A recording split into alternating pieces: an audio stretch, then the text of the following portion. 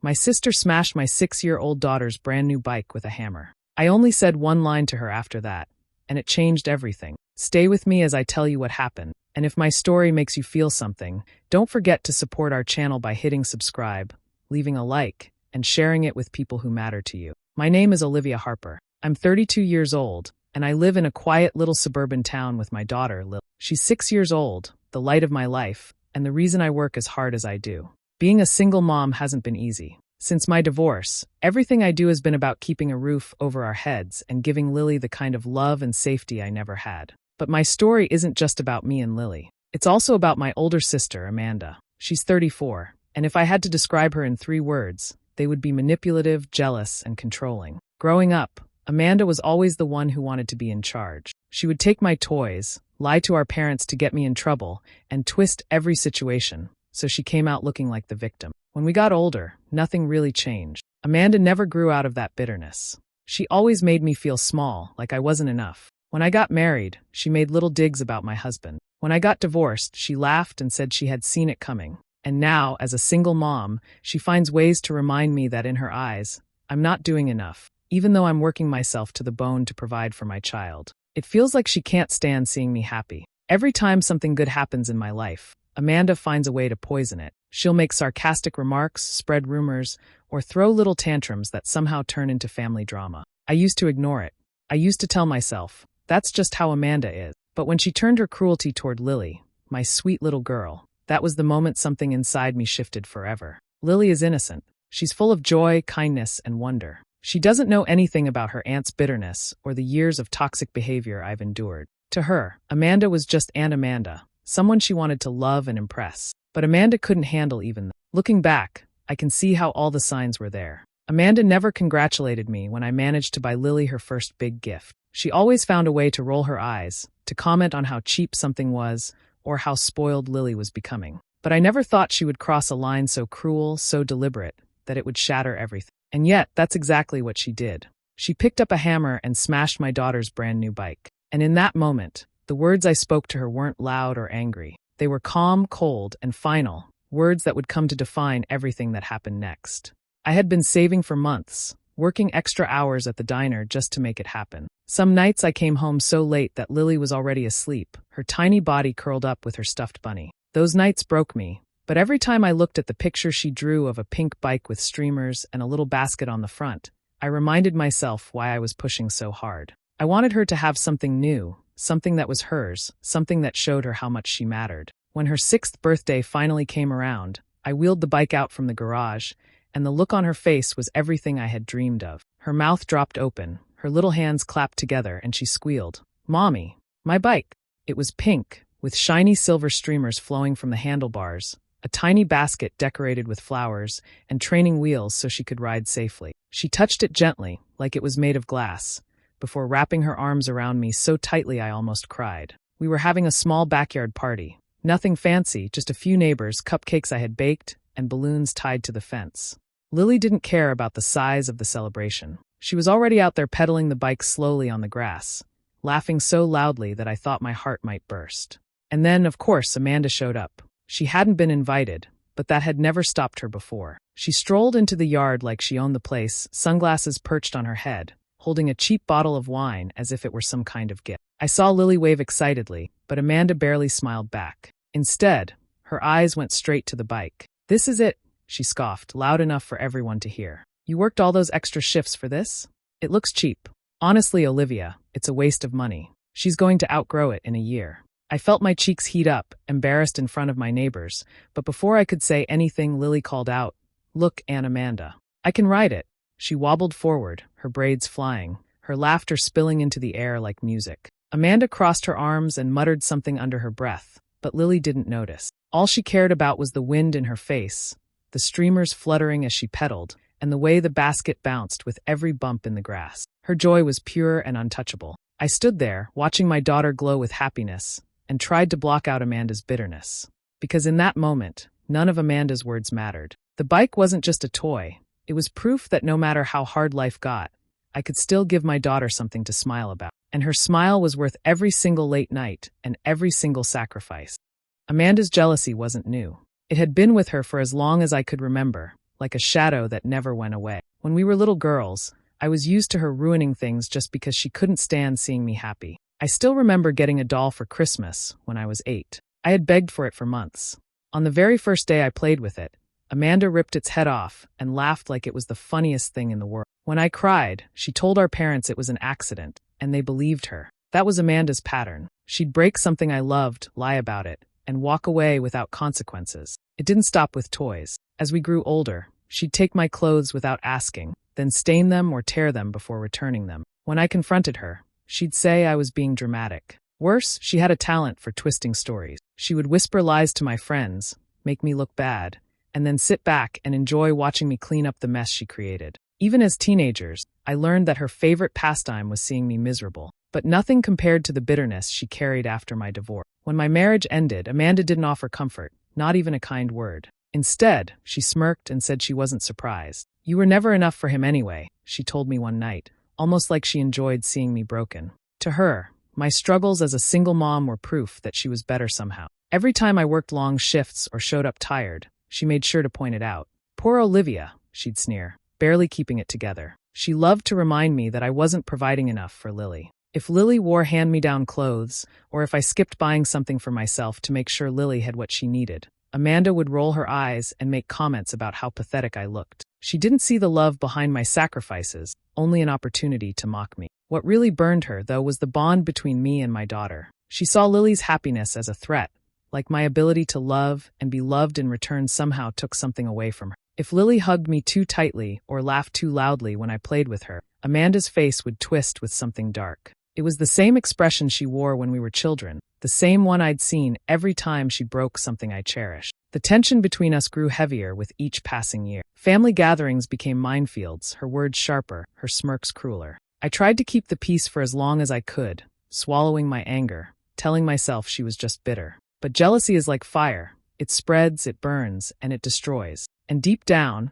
I knew it was only a matter of time before Amanda's bitterness exploded into something I couldn't ignore anymore. It was about a week after Lily's birthday when Amanda showed up at my house again. I hadn't expected her, and from the moment I saw her stumbling out of her car, I knew something was wrong. Her eyes were glassy, her words slurred, and she carried the sour smell of alcohol with her. Later I found out she had been fighting with her boyfriend, but at that moment, all I saw was the storm she was about to bring into my home. Lily didn't notice any of that. She was pure joy the second she spotted Amanda. "Aunt Amanda, watch me. I learned something new," she squealed as she ran to the garage and wheeled out her bike. Her little legs pumped as she pedaled across the driveway, wobbling but determined, her face glowing with pride. "Look, I can ride faster now," she called out. I stood there, ready to remind Amanda to keep her comments to herself, but before I could say anything, her eyes darted to the bike. She didn't smile. She didn't clap or say anything encouraging. Instead, she marched into the garage, her hands fumbling until she found the hammer I kept on a shelf. My heart stopped. "Amanda, what are you doing?" I asked, but she didn't answer. In one quick, ugly motion, she raised the hammer and brought it down on the bike's handlebar. The crack of metal against metal rang out like thunder. Lily froze, her mouth open in shock, before letting out a scream that pierced straight through me. Amanda didn't stop. She hit the bike again, bending the wheel so badly it tilted to the side, then smashed it once more until the frame twisted. "Stop it!" I shouted, but it was too late. The bike was ruined, crushed beyond repair. Lily dropped to her knees, her small hands reaching for the bent handlebars as tears poured down her cheeks. "My bike! Mommy, my bike!" she cried, her little voice breaking in ways that made my chest ache. I wanted to scoop her up, to shield her, but I was frozen, staring at Amanda in disbelief. And then Amanda looked at me with a smirk, her words dripping with poison. "Now she won't be so spoiled." I felt something inside me harden, colder than anger, sharper than grief. I didn't yell. I didn't cry. I just looked her straight in the eye and said in the calmest voice I had ever used, "You just destroyed the last piece of family you had left." For a second, the smirk on her face faltered, but she quickly brushed it off with a scoff. She thought it was just another empty threat, another moment she could control. But she had no idea those words weren't said in heat, they were a promise. And from that moment on, nothing between us would ever be the same. Amanda let out a laugh after smashing the bike, as if the whole thing was a joke. She tossed the hammer back into the garage and shrugged, like she hadn't just destroyed the one gift my little girl had been dreaming of for months. "Oh, come on," she sneered. "It's just a bike. You'll get her another one." Her tone was casual, dismissive, almost daring me to challenge her. Meanwhile, Lily was a mess on the driveway. She clutched the bent handlebars with her tiny fingers, her sobs shaking her whole body. "Fix it, Mommy. Please fix it," she begged through tears. I knelt beside her, trying to hold her, but her hands wouldn't let go of what was left of her birthday present. Seeing her cry like that broke something inside me. I could handle Amanda hurting me, but seeing her cruelty aimed at my child was unbearable. I stood up, my body shaking, not from fear, but from the kind of fury that had been simmering for years. I looked Amanda straight in the eyes and said, "Leave, right now, and don't come back." My voice didn't rise, but there was no room for argument. Amanda's face twisted into anger. She wasn't used to me standing up to her. "You're seriously throwing me out?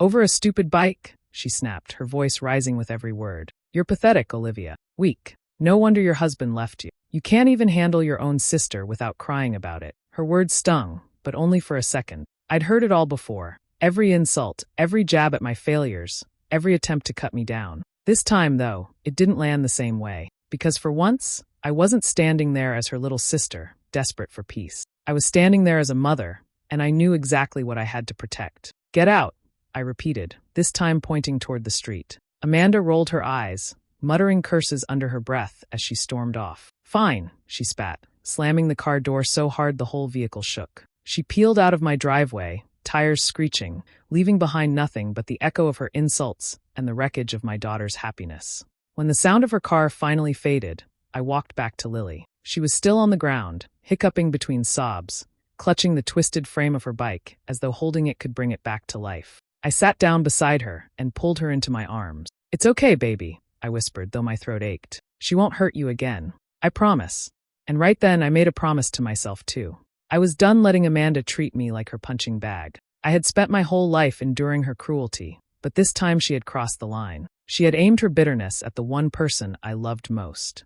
And I knew deep down that I would never forgive her for it. That was the day I stopped being afraid of Amanda, and the day I decided I was finally going to fight back. After that day, something inside me shifted. I didn't explode in anger or chase after Amanda with screaming matches like she probably expected. No, I stayed calm. I had learned long ago that yelling at her only gave her more fuel. Instead, I decided to do something she would never see coming. Nothing. At least, not in the way she thought.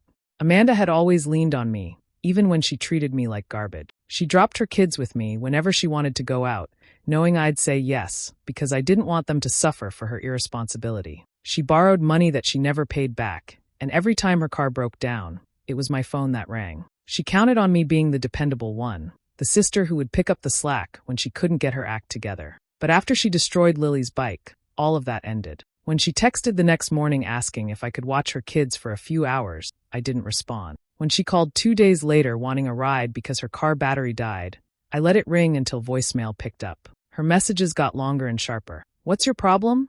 Don't ignore me. You're being childish." I ignored them all. The real test came when she showed up at my workplace. I was wiping down a counter when I saw her walk in, her face set in that familiar mix of arrogance and fake sweetness. "Olivia," she said loudly, as if the whole diner needed to hear. "We need to talk." I didn't even glance at her. I kept working, kept pouring coffee, kept smiling at the regulars. She tried again, tapping the counter in front of me. "Are you seriously ignoring me?" I simply walked away, leaving her standing there red-faced until she finally stormed out. But silence wasn't my only weapon. Quietly, I started telling the truth to the people who mattered, our family and mutual friends. I didn't exaggerate. I didn't add drama. I just told them exactly what happened. Amanda had taken a hammer and smashed her 6-year-old niece's brand new bike while Lily cried. I let them sit with that image, and it was enough. At first, some relatives tried to brush it off. "She must have been drunk," they said. "She didn't mean it." But then they saw how deeply it hurt Lily, how the little girl who once adored her aunt now refused to say her name. And slowly, the tide started turning. Family members who used to defend Amanda began keeping their distance. Friends who once invited her to gatherings stopped calling. I could feel it happening, her reputation slipping, her usual charm no longer enough to cover the ugliness of what she had done. I didn't raise my voice. I didn't seek revenge with fire or fury. I simply stepped back and let her show everyone who she really was. And for the first time in my life, I felt the balance of power shift. Amanda wasn't the one in control anymore. I was. Amanda never liked being the villain, so it didn't surprise me when she tried to twist the story to save her image. She called our relatives one by one, telling them I was overreacting, that the bike was barely damaged, and that I was making her look bad on purpose. She painted herself as the victim, insisting I was jealous of her and trying to turn everyone against her. But the problem with lies is that they don't stand up well against the truth. People knew Lily. They knew how much that bike meant to her. When my cousin asked Lily what happened, she whispered, "Aunt Amanda broke my bike with a hammer," before her eyes welled with tears. That single sentence carried more weight than all of Amanda's excuses. Slowly, the family who once overlooked her behavior began confronting her. My aunt told her flat out, "No decent person does that to a child." My mom, who usually defended Amanda no matter what, went quiet and refused to take her side. The backlash spread further than family. Amanda's boyfriend caught wind of it after one of his friends mentioned the story. He came straight to her, demanding answers. From what I heard later, he was disgusted. "If you can smash a kid's birthday present out of spite, what else are you capable of?" he asked her. She tried to argue, but he wouldn't listen. Within a week, he packed his things and left, telling her he didn't want to be with someone cruel enough to destroy a child's joy. That was only the beginning of her downfall. Amanda had been making money here and there by babysitting for neighbors and friends of friends. Word spread quickly in our town, and once people heard what she had done, those calls stopped coming. Parents didn't want to leave their kids with someone who thought it was funny to break a 6-year-old's birthday gift. One by one, her babysitting jobs dried up. She lost the little stream of income she depended on. That's when her calls to me started. At first, they were short and angry. "You need to stop spreading lies about me. You're ruining my life." When I didn't answer, the tone changed. The voicemails became longer, filled with desperation.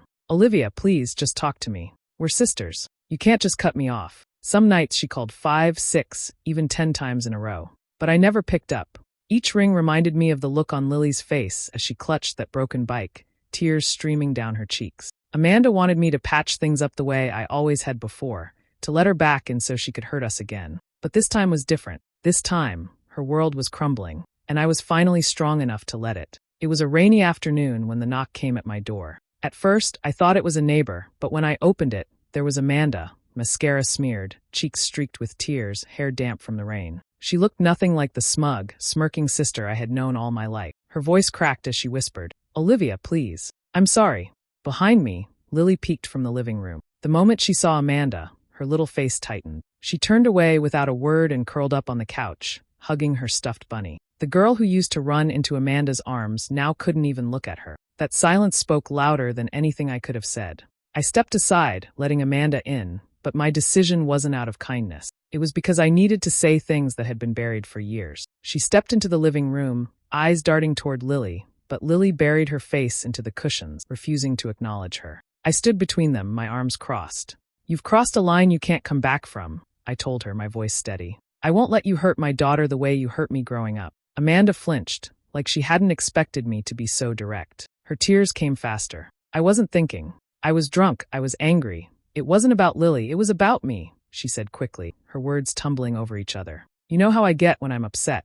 I didn't mean it the way it looked." I shook my head. "No, Amanda. That's not good enough. You always have an excuse. You were jealous when we were kids, so you broke my toys. You were insecure as a teenager, so you spread lies about me. You were bitter when I got married, so you tried to tear me down. And now, when you see me and my daughter happy, you destroy the one thing she loved most. That wasn't a mistake. That was you being exactly who you've always been." Her mouth opened, ready to argue, but nothing came out. She tried again, her voice rising. "You think you're perfect? You think you've never done anything wrong? You're just trying to make me look like a monster so everyone will feel sorry for you." "I don't have to make you look like a monster," I said coldly. "You did that all by yourself." For the first time, I saw something flicker in her eyes that I had never seen before. Fear. Not fear of me hitting back or yelling at her. No, it was fear of losing the control she had held over me all these years. She realized, standing in my living room with my daughter refusing to look at her, that she couldn't manipulate her way out of this. And in that moment, I understood something clearly. Amanda wasn't sorry she hurt us. She was sorry she lost her power, and I was never going to give it back. The day after Amanda showed up crying at my door, I knew I had to make a decision that wasn't just about me. It was about protecting Lily. For too long, I had let Amanda come and go, causing chaos whenever she pleased. But after what she did, after the way she made my daughter cry, there was no going back. I went to the courthouse and filed for a restraining order. It wasn't easy. My hands shook as I signed the paperwork. But when the judge granted it, I felt a weight lift off my shoulders. For the first time in years, I knew Amanda couldn't just show up and terrorize us again. Amanda didn't take it well. The more distance I created, the harder she seemed to fall apart. She started drinking more heavily. showing up drunk at family events until people stopped inviting her altogether. The job she'd barely been holding on to slipped away when she missed too many shifts. Soon, even the relatives who had always defended her began avoiding her calls. Amanda had built her life on leaning on other people, and one by one, those people stopped answering. While she spiraled, I focused on rebuilding. I poured my energy into Lily, into making our little home warm and safe again.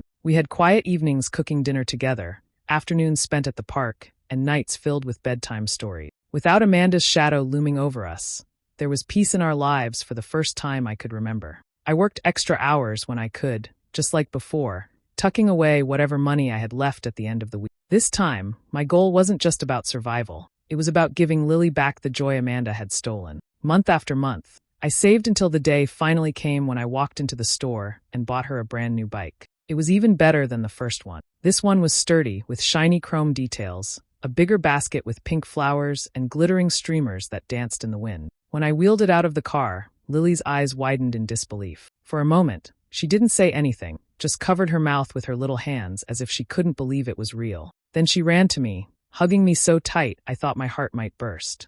Watching her climb onto that bike and ride down the sidewalk, her laughter echoing into the air, was a moment I'll never forget. Her cheeks were flushed, her braids bouncing, and her smile stretched wider than I'd seen in months.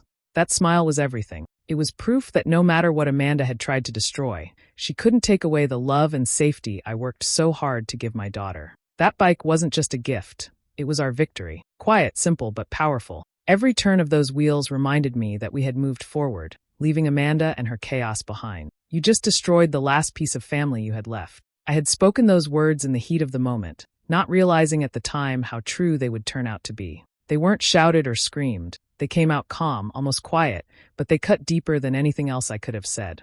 And as time went on, those words became Amanda's reality. One by one, the things she had always relied on slipped away. She lost me, the sister who had picked up her phone calls at all hours, driven her across town when her car broke down, and watched her kids when she wanted freedom. She lost Lily, who had once adored her but now wouldn't even meet her eyes. And soon after, she lost the rest of the family, who finally saw her cruelty for what it was. Her reputation was gone, her relationships were gone, and the picture she had painted of herself for years crumbled. The truth is, I didn't have to fight Amanda in the traditional sense. I didn't scream or plot some big, dramatic revenge. I didn't go after her with the same bitterness she came after me. Instead, I stepped back. I let her reveal herself to everyone else the way she had revealed herself to me long ago. And when she did, her own actions took everything away from her. There were moments when I thought about how it could have been different. What if Amanda had walked into my backyard that day and clapped for Lily instead of sneering? What if she had chosen kindness over destruction?